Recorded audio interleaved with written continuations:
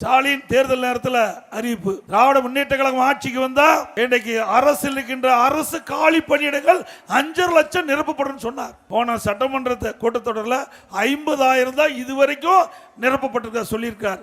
4 ஆண்டுல 75,000 பேர் ஓய்வு பெற்றுட்டாங்க. சொன்னது 5.5 லட்சம். திராவிட முன்னேற்ற கழகம் ஆட்சிக்கு வந்தா அரசு காலி பணியிடங்கள் 5 லட்சத்தை நிரப்பப்படணும். நிரப்பனது 50,000, பணி ஓய்வு பெற்றது 75,000, மேலும் 20,000 அதிகமாகி போச்சு. இப்போ 5,70,000 பணியிடம் காலியா இருக்குது. அத்தனையும் பொய், பேசுவது அத்தனையும் பொய். அது மட்டும் இல்ல, அரசு ஊழியர்களுக்கு சொன்னார் தேர்தல் நேரத்தில். நம்முடைய அரசு ஊழியர்கள் நம்பினாங்க பழைய ஓய்வு திட்டம் கிடைக்கும் என்று. எல்லா அரசு ஊழியர்களும் திராவிட முன்னேற்ற கழகத்துக்கு ஆதரவு தெரிவித்தாங்க. திராவிட முன்னேற்ற கழகம் ஆட்சிக்கு வந்தது. இப்போ பட்ட நாமம் போட்டார், அரசு ஊழியர்களுக்கு பட்ட நாமத்தை போட்டு விட்டார். அவர்களும் போராடி போராடி பார்த்து இப்போ போராட்டத்தை காணோம். ஆக படித்தவர்களுக்கு பட்டணமோ படிக்காதவங்களுக்கு பட்டணம் போடுற ஒரே கட்சி திமுக கட்சி ஒண்ணுதான்.